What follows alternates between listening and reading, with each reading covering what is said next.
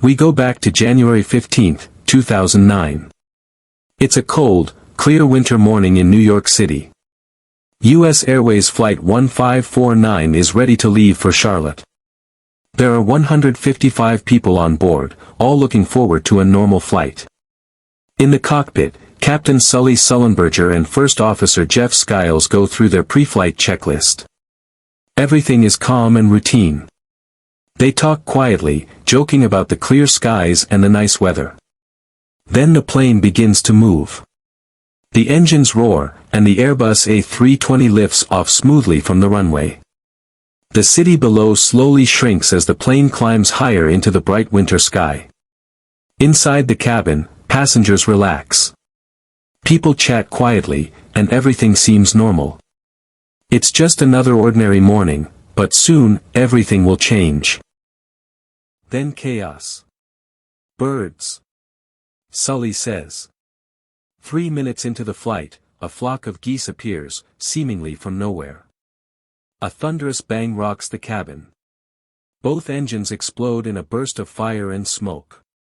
Silence follows, a heavy, terrifying quiet, broken only by the panicked gasps of passengers. Sully and Skiles instantly scan their instruments, eyes sharp, minds racing, knowing every second counts. Lost thrust on both engines, Sully says. His voice is calm, steady as stone. He grabs the controls and takes full command of the aircraft. The plane begins to glide, powerless, over the crowded city of New York. Sully grabs the radio and urgently contacts air traffic control. Mayday! Mayday! We lost both engines. Air traffic control tries to guide them back to LaGuardia Airport. Sully checks altitude, distance, speed. He knows the truth, they won't make it. They try Teterboro Airport. Still too far. There's no time. No engines. No option. We're gonna be in the Hudson River, Sully says before asking if Skiles have any other idea. Skiles surrenders over Sully. Over the radio. This is the captain. Brace for impact. Inside the cabin, the crew moves quickly and professionally. Flight attendants show everyone how to brace and make sure every passenger is secured. Passengers hold armrests, pray, or quietly prepare for the crash. Fear fills the cabin, everyone knows their lives could end in seconds.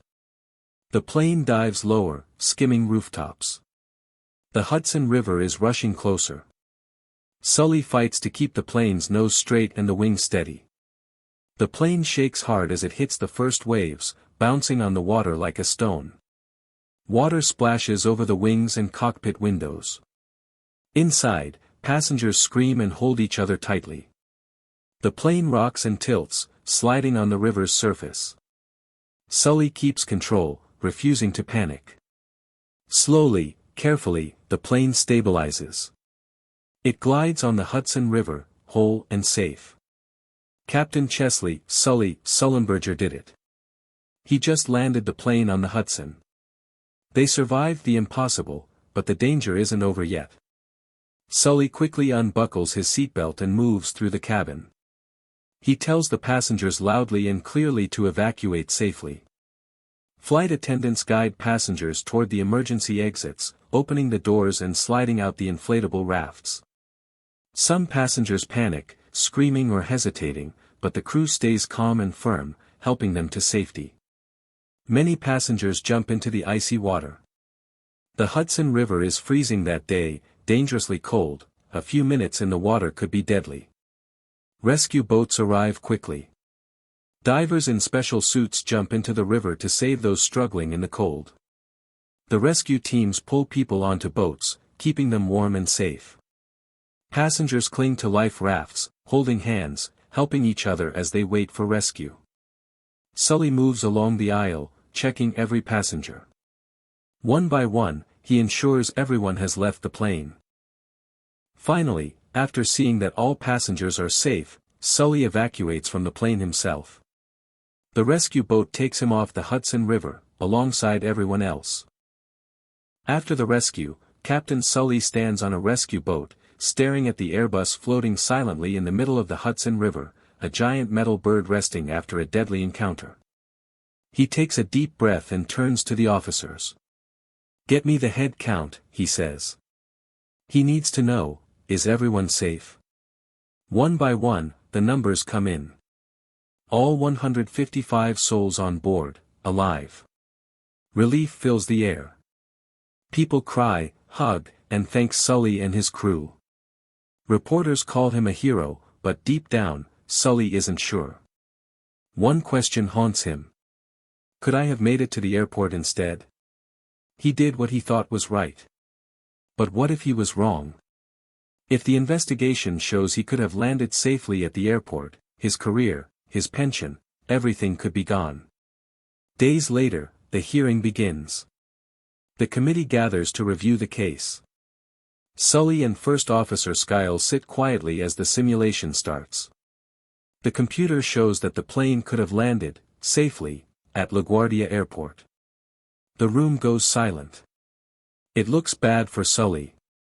But Sully doesn't stay quiet. He leans forward and says firmly, "You're missing something, the human factor. We had no warning, no practice. We had seconds to decide. Your simulation pilots knew exactly what was coming, we didn't." He demands that they rerun the simulation, but this time, with the same reaction delay real pilots would have had. The committee agrees and adds 35 seconds before the pilots react. The new simulation begins. The plane tries for LaGuardia again, but this time, it crashes. Every single test fails. It becomes clear, Sully made the only choice that could have saved everyone. The simulation pilots, the investigators, even the officials, all are shocked.